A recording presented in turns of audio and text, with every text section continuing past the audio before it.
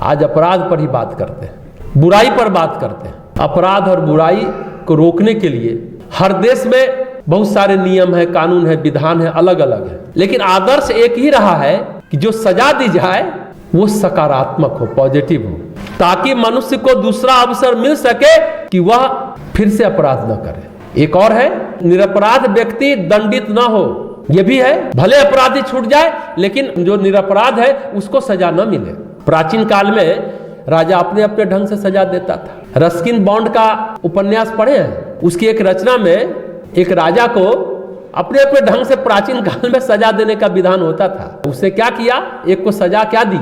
आप लोग को गिफ्ट मिलता है तो बड़ा खुश होते हैं ना, गिफ्ट का मौसम चल रहा है ना। देखिए गिफ्ट कैसा मिलता है। उसको राजा अपना सफेद हाथी एक परिवार को दे दिया।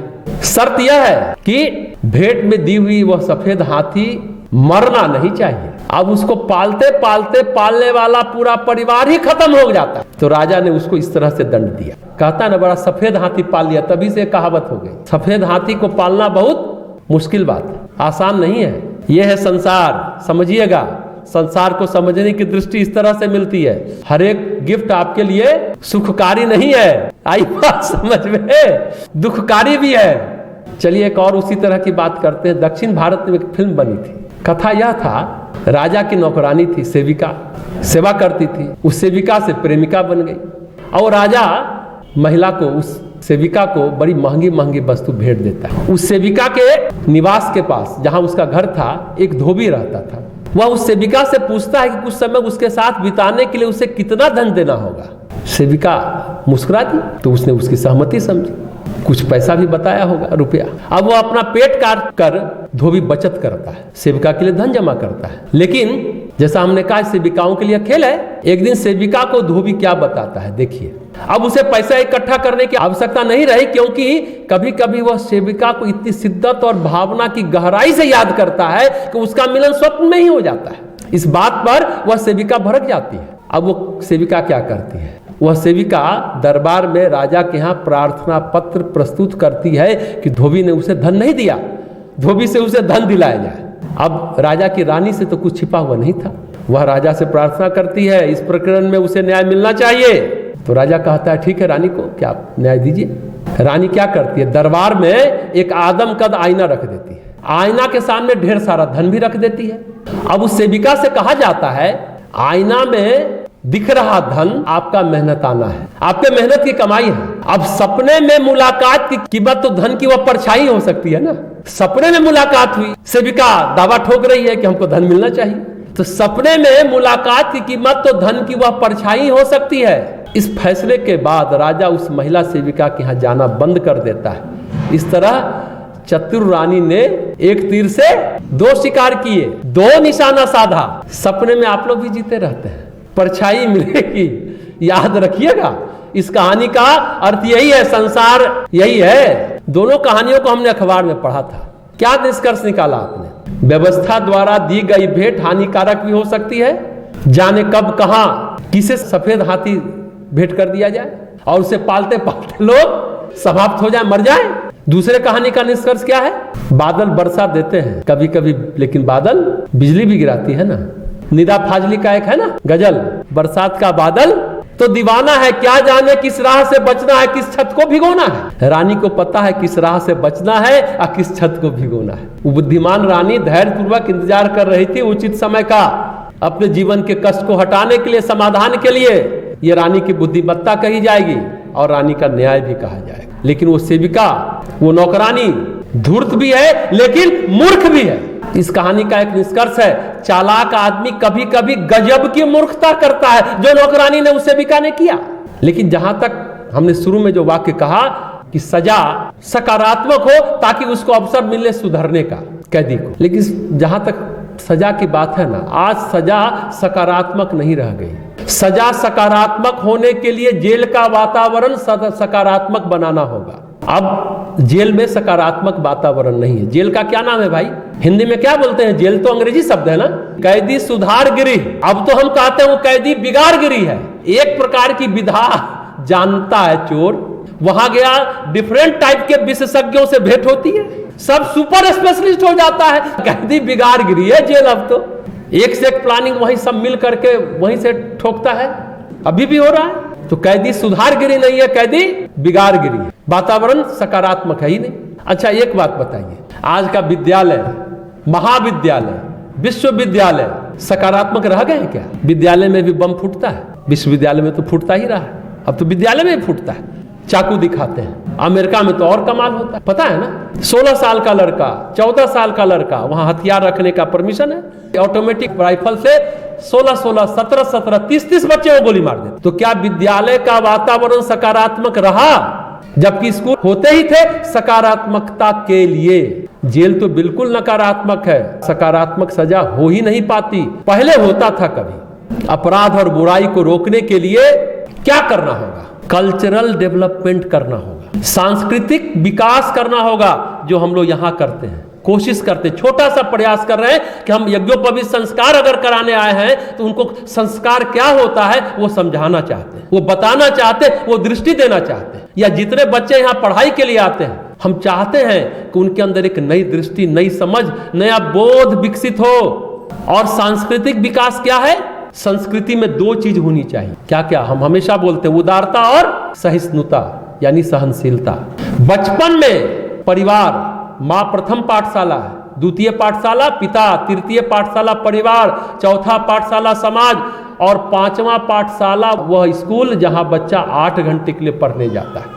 माता ही यदि हो अज्ञान तो बच्चे कैसे बने महान, कहा ही जाता है। परम पूज्य गुरुदेव ने इस बात को कहा।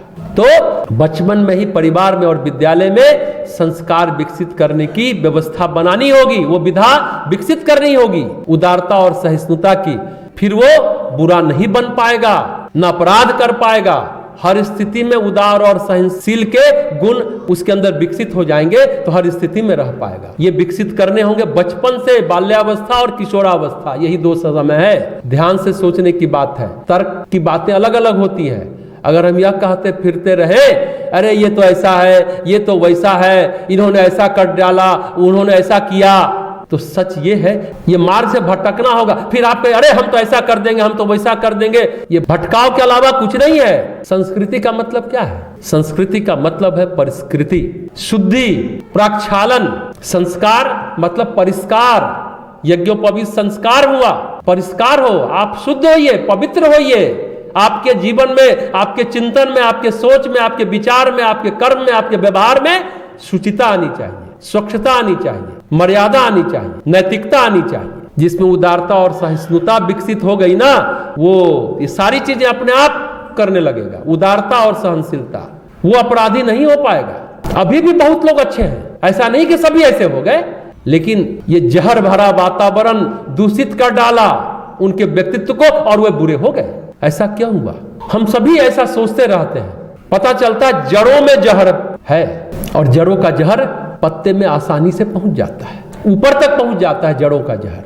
माँ बाप, पूर्व जन्म का कुछ संस्कार, सबके लिए तो यज्ञोपवीत संस्कार है। त्याग और तप करना होगा, अपने अंदर के असुरों को खुद ही मारना होगा, खुद ही चोट करनी होगी।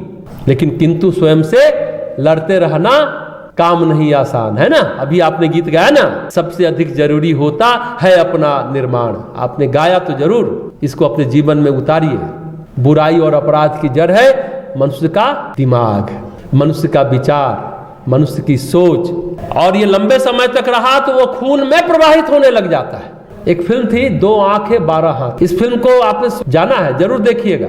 2 आंखें 12 हाथ, जिसमें कैदी को सुधारने के लिए जेलर जो था ना, सरकार से अनुमति लेकर अपराधियों को सुधारने का दायित्व लेता है। जेल की बात हो रही है तो कहानी भी सुनना चाहिए। गांधी जी के आदर्श से वो प्रभावित फिल्म है। उसे प्रस्तुत किया गया है कि अपराधी को जब सुधारने के लिए जेलर चलता है, 2 आंख मतलब एक जेलर है, अच्छा अपराधी है, 12 आंख, तो मेहनत कर फसल उगाता है। अब फसल को बेचता है बाजार में तो दलाल बीच में मिल जाता है। दलाल तो सभी जगह हो गया, बम्बई में तो एक दलाल स्ट्रीट है। एक अब नॉर्मल आंख मिला सकता है, छुपा के नहीं, बता के करता है कि हम दलाली खा रहे हैं। उस समय जब फिल्म बनी हुई तो दलाल उकसाता है, अरे मंडी में कम दाम में तुमको मिल रहा है, और धीरे धीरे उसका साइकोलॉजी है, मनोविज्ञान उसका उकसाने का अपराधी के अंदर की अपराधी प्रवृत्ति को उभार दिया। दलाल क्या किया, उसको उकसाने में सफल हो गया। अब अपराधी धैर्य खो देते हैं। अब मेहनत किया था वो अपराधी, मेहनत का अपराधी था, पलटवार कर देते हैं सभी पर, पूरा हंगामा बच जाता है, जेलर का आदर्श टूट जाता है, दुखी हो जाता है, निराश होने लगता है, लेकिन फिर वो मेहनत करता है, उन 6 अपराधी के पीछे फिर से अपना पूरा ताकत झोंक देता है। अब दलाल देखा कि सब तो भड़क नहीं रहा है, अब दलाल क्या किया, दोबारा जो खेती हुई तो खेत में ही सांड को छोड़ देता है। जरूर देखिएगा इस फिल्म को। अब जेलर उस सांड को स्वयं पराजित करता है, खुद से पकड़ता है, पर वह गंभीर रूप से जख्मी हो जाता है। सभी कैदी उसके बाद प्रार्थना करते हैं। वो गाना आप लोग को सबको याद होगा, वो भजन, ऐ मालिक तेरे बंदे हम, ऐसे हो हमारे कर्म, नेकी पर चले और बदी से टले, ताकि हंसते रहुए निकले दम। ये तो याद है, इसी फिल्म का गाना है। गाना तो याद है ना आपको, ये भजन, ये प्रार्थना कौन गा रहा है? वो अपराधी। किसके लिए? उस जख्मी जेलर के लिए, जख्मी जेलर के लिए, घायल जेलर के लिए। किससे कर रहा है? ऑलमाइटी गॉड, ईश्वर, परमपिता, परमात्मा, ऐ मालिक तेरे बंदे हम। इस तरह का प्रयास समाज में होता है, फिल्म के द्वारा भी होता था, लेकिन अब कहां ऐसा प्रभाव है? ऐसा प्रयास आज के फिल्म में होता है? अब क्या होता है, वैसा ना तो जेलर है ना जेल है। आज तो व्यवस्था और अपराधी दोनों मिलकर षड्यंत्र को अंजाम देते हैं। अपराधी तो आज जेल में अपराध का करियर तैयार करता है। जब कोई चीज बुराई से मिल जाए, बुराई के रास्ते से पाई जाती है, तो फिर क्यों अच्छा काम करेगा कोई जी? पर जान लीजिए, तात्कालिक लाभ भले मिल जाए, फाइनली कल्याण हो नहीं पाता और वो फंसता चला जाता है। हम तो कहते हैं धंसता चला जाता है। नहीं धंस गया, फंसा ही नहीं, धंस गया। एक एक वाक्य आपके जीवन को बदल सकता है। सभी लोग कोशिश करिए एक एक वाक्य को पकड़कर आगे बढ़ने का। अब स्वाधीनता का आंदोलन था, एक और उदाहरण देते हैं। स्वाधीनता का लंबा संघर्ष चला। होमी जहांगीर भाभा का नाम आपने सुना है? कौन है? परमाणु ऊर्जा के जनक कहे जाते हैं। भाभा एटॉमिक रिसर्च सेंटर जो बंबई में है, परमाणु कार्य के जनक माने जाते हैं। विक्रम साराभाई का नाम सुना है? वो कौन है ना? इसरो। आगे बात समझ में, साराभाई स्पेस साइंस के जनक माने जाते हैं और Homi Jahangir Bhabha atomic research centre के। दोनों का व्यक्तित्व सृजित हुआ 1940 में।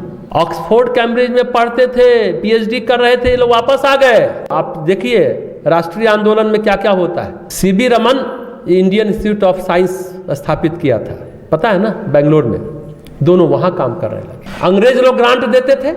अब किसी बात पर लड़ाई हुई, अंग्रेजों को भाभा ने बहुत खरी खोटी सुनाई।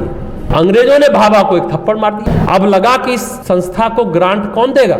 भाभा ने क्या किया, छत पर गए, अंग्रेजों का झंडा उतारा और तिरंगा फहरा दिया। इसके बाद भाभा पर केस हो गया। भाभा के पिता चूंकि वकील थे, अच्छे से केस ला, फिर चीजें बदलती चली गई। नेहरू जी को कहा यूरेनियम से बिजली बन सकती, पता है ना आपको, परमाणु संयंत्र लगाया जा सकता है। ये बात जब देश स्वाधीन हो रहा था तब की बात है। हालांकि ये सपना सिर्फ गांधी जी और नेहरू जी का ही नहीं था, हर देशवासी का सपना था। सभी की सोच वैसी थी। जब देश के आजाद होने की घोषणा हो रही थी, उस समय विक्रम साराभाई की पत्नी को बच्चा होने वाला था। भाभा क्या कहते हैं विक्रम साराभाई को? आपका बच्चा बहुत भाग्यशाली है जो स्वतंत्र देश में पैदा ले रहा है। क्या वाक्य है, इस वाक्य से समझिए क्या जबरदस्त बात है। उन दिनों आदमी भ्रष्टाचार के बारे में, अपराध के बारे में सोच भी नहीं सकता था। वातावरण में जो एक तपिश थी, चाहे वो सुभाष चंद्र बोस हो, भगत सिंह हो, गांधी जी हो, श्री अरविंद हो, परम पूज्य गुरुदेव पंडित श्री राम शर्मा आचार्य हो, जो वातावरण बनाया उसी को कहते, वो सांस्कृतिक वातावरण था। गांधी जी का आंदोलन राजनीतिक जरूर था, लेकिन साथ साथ सांस्कृतिक आंदोलन भी था। लोग सोचने लगे थे उस दिशा में। सोच जो देश के लोगों की थी उस समय, आज हम सबों के अंदर देश के प्रति वो सोच नहीं है। यही वजह है अपराध और बुराई का। आज मनुष्य अच्छा होना ही नहीं चाहता। जेल में सुधार की बात तो एक मेरे मित्र कहते, तुमने तो बहुत बड़ी बात कह दी। आज आश्रमों में, मठों में भी कोई अच्छा नहीं होना चाहता।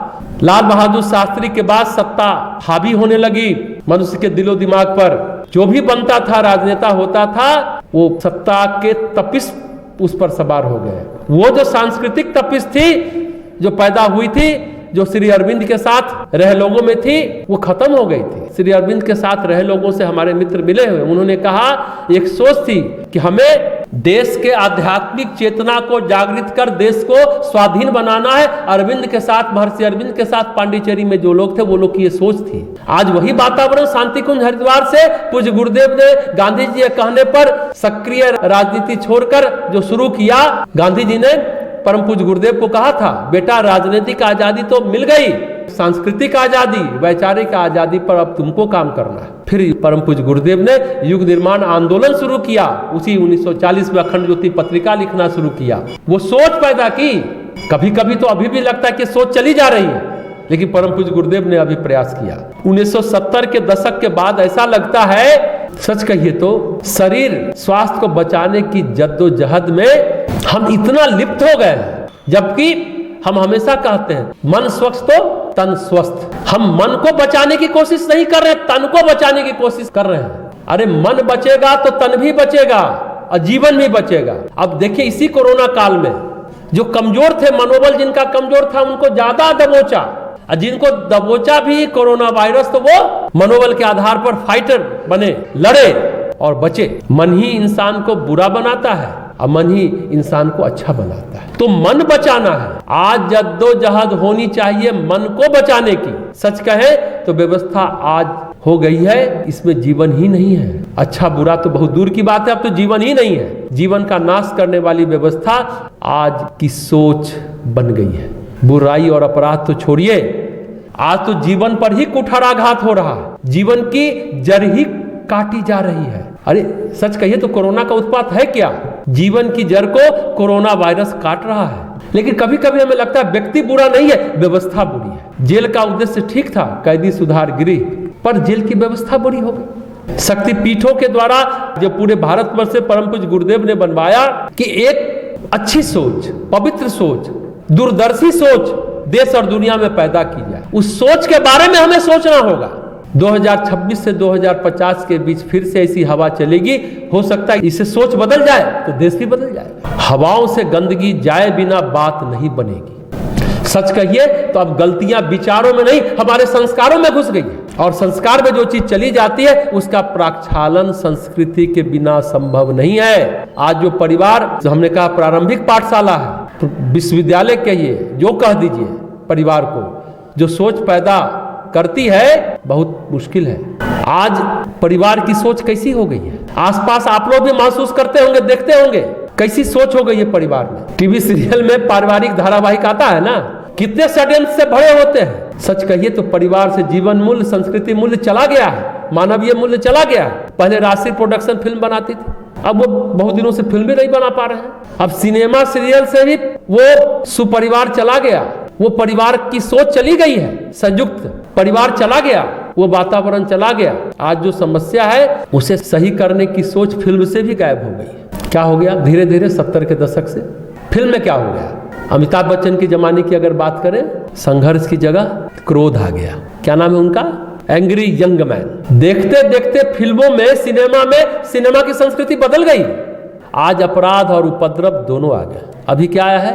पुष्पा, पुष्पराज, फ्लावर समझ रखा है, मैं फायर हूं। आज घर घर में डायलॉग प्रचलित है, पूरी हवा में छा गया है भाई। आज ये हिट हो रही है, सुपर हिट हो रही है भाई। आज कौन फिल्म हिट होती है? कबीर सिंह हिट होती है ना। क्या है उसमें? बाहुबली भी हिट होता है, सही बात है। कबीर सिंह में क्या होता है? एक सर्जन दारू पीकर पड़ा रहता है ना, उसे रोज एक नई लड़की चाहिए। कैसी सोच हो गई। आज हम सबों की सोच क्या हो गई? क्या हम सभी कबीर सिंह बनना चाहते हैं? विचारने की बात, सोचने की बात। आज हमारा समाज किन बातों के लिए ग्रहणशील हो गया है?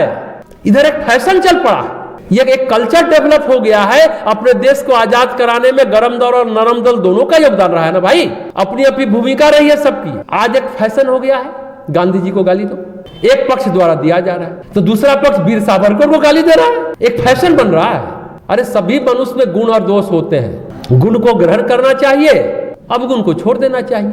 अरे आज की नई पीढ़ी को क्या करना चाहिए? हाँ, बहुत सारे सत्य उजागर नहीं हुए तो सत्य को उजागर करना चाहिए, पर तटस्थ होकर, निष्पक्ष होकर चले तो फिर सत्य सत्य रह पाएगा, नहीं तो एक आग्रह कहलाएगा, एक धारणा कहलाएगी। अरे आज तो कहता महात्मा गांधी दुरात्मा थे, महात्मा थे ही नहीं। यहां तक कह दिया कि गांधी जी का आजादी में कोई योगदान नहीं था। अगर कोई योगदान नहीं था तो अंग्रेज उनसे आंख मिलाने में डरते क्यों थे? जब गोलमेज सम्मेलन के लिए इंग्लैंड जाते थे गांधी जी, तो सब लोग कहते थे टेबल पर बैठोगे तो गांधी से आंख नहीं मिलाना, नहीं तो जो कहेगा सो करना पड़ जाएगा, इतनी आंख में उनका दम है। ये अंग्रेज का कहा हुआ है। तो फिर अंग्रेज उनसे डरते क्यों थे? फिर अंग्रेजों ने उन्हें सत्ता क्यों सौंपी? किसी और को देते। हाँ, ये सत्य है कि कुछ अच्छे स्वाधीनता सेनानियों की चर्चा उतनी नहीं हुई जितनी होनी चाहिए थी, जिसके वे हकदार थे। लेकिन एक अच्छाई को बताने का मतलब दूसरे को बुरा सिद्ध करना नहीं होता है। कमियां होंगी, गलतियां होंगी, लेकिन साथ ही टोटली उनको बायकॉट करना ये सही नहीं है। ये सत्य है कि बहुत सारे सत्य जब उद्घाटित हुए तो आंखें फटी की फटी रह गई कि ऐसा हुआ था क्या, हमें अभी तक पता नहीं था। लेकिन पता चलने पर सम्यक दृष्टि से सब चीजों का आकलन करें, कहाँ गड़बड़ी हुई उससे जूझना है, न कि आवश्यकता जहां हमारे समय ऊर्जा को खपाने की है वहां न खपाकर अनावश्यक बुराई को बढ़ाएंगे तो सत्य भी कुम्हला जाएगा, सत्य भी मुरझा जाएगा। ये समय सबको सचेत रहने का है। इतिहास कुछ लोगों ने बदलवाया, उसे हमें जरूर सही करना है, पर अनावश्यक बुराई करना भी एक अपराध है और उस अपराध से हम आप बच नहीं सकते। जो अपराध कर रहे हैं, जिन्होंने इतिहास को तोड़ मरोड़ कर लिखा, जो हम लोग पढ़ते आ रहे, सचमुच इतिहास बदला नहीं जा रहा। इतिहास के सत्य को उद्घाटित किया जाए, हाँ, किसी की बुराई न की जाए। और उस अपराध की सजा आपको अगर कोई देश जो किया ऐसा देश नहीं देगी तो प्रकृति अवश्य देगी, काल जरूर दंड देगा। उस सफेद हाथी वाले राजा की तरह दे या उस प्रेम के बंटवारा को स्वीकार न करने वाली रानी की तरह दे। रानी की तरह दंड तो मिलेगा, सजा तो प्रकृति देगी ही देगी। तो गलती से भी गलत ना सोचे और न करे। आज क्या हो गया, जातियों में वैमनस्य पैदा किया गया। भीमराव अंबेडकर के माध्यम से भी बहुत सारी बातें हुई। ये सच है कि हरिजनों को रजवाड़ों ने सताया है, ये सत्य है। पर यह भी सत्य है कि भीमराव अंबेडकर को पढ़ाया कौन, किसने इंग्लैंड भेजा, बैरिस्टर कौन बनाया, किसने फंड किया? बड़ौदा के महाराज गायकवाड़ जो क्षत्रिय थे, पूरा खर्चा उन्होंने उठाया था डॉक्टर भीमराव अंबेडकर को पढ़ाने का। सबको एक ही झाड़ू से बाहर दोगे जी, जहां गलती हुई बुराई उसको कि सबको, यही तो घोटाला हो गया ना। अरे जो गड़बड़ किया उसकी आलोचना करिए, जो सही है उसे सही कहने की हिम्मत और ताकत रखिए। बौद्ध होने का मतलब हिंदुओं को गाली देना तो नहीं है ना। अगर आप गाली देते हो तो यह भी अपराध की श्रेणी में आता है। महात्मा बुद्ध तो हिंदू थे ना, उन्हें धार्मिक सुधार आंदोलन चलाया, कोई अलग धर्म नहीं था उनका। उसी तरह गुरु गोविंद सिंह ने एक पंथ चलाया धर्म की रक्षा के लिए, कोई नया धर्म नहीं चलाया। अगर गुरु ग्रंथ साहब को देखें, गुरु ग्रंथ साहब को देखा है आपने, पढ़ा है, संतों की वाणी है, तुलसीदास जी की वाणी है, संत वाणी है, रैदास की वाणी है, नामदेव की वाणी है, कबीर की वाणी है। मानी एक तरह से जितने संत हुए हैं वो संत वाणी का ग्रंथ है। वैमनस्य से, द्वेष से बड़े काम नहीं होते, उल्टे हम समझते हैं वो अपराध की श्रेणी में आते हैं। अभी जो सबसे बड़ी जरूरत की बात है ना, जरूरत का क्या समय है? अब तो हम कहते हैं जरूरत समाज नहीं है, समाज से पहले जीवन प्रकृति में वापस लौटे, ये बीमारियों का दौर खत्म हो। जो हर तीसरे आदमी को क्या हो गया, कैंसर होता जा रहा है। अपने यहाँ भी सुने 70 कटैया ब्लॉक में कोई गांव है जिसमें बहुत सारे कैंसर है। जीवन वापस लौटे, फिर सामाजिक जीवन वापस लौटेगा। इस कोरोना ने तो सोचने और व्यवहार करने का तरीका बदल दिया। लेकिन यह भी सच है कि नशा कोरोना वायरस से भी कई गुना खतरनाक है। नशा एक आज के डेट में फैशन है, जो एक व्यक्ति नहीं, एक परिवार नहीं, पूरी मानवता के लिए एक अभिशाप बनता चला जा रहा है नशा। आज मनुष्यता या यूं कहे जीवन का इंफ्रास्ट्रक्चर, संरचना गड़बड़ा गई, आधारभूत जीवन मूल्य नष्ट हुए। अब उनकी प्रतिस्थापना कैसे होगी, प्रश्न ये है। आज जो ये प्रश्न पूछते हैं हम, तो इतने सारे क्वेश्चन आप लोग पूछते रहते हैं, कभी कभी हमको लगता है कि उसमें एक सिंसियरिटी की कमी है। कभी कभी तो हमें लगता है कि जो क्वेश्चन पूछ रहे एक बेचारी खुजली है, उससे ज्यादा कुछ नहीं है। लेकिन हम जवाब पूरे जिम्मेदारी के साथ देते हैं। सिर्फ बातें हैं केवल, हमको लगता है, लेकिन हम जवाब पूरी ईमानदारी से और दिल से देते हैं। क्यों देते हैं? कि कल मुझे यह ना लगे कि हमने सही ढंग से जवाब नहीं दिया, एक मन पर बोझ आ जाता है, ईमानदारी से नहीं दिया, अफसोस न रहे, गिल्ट फीलिंग न रहे, अपराध की भावना हमारे अंदर भी न रहे, इसलिए जवाब हम आपका दिल से देते हैं।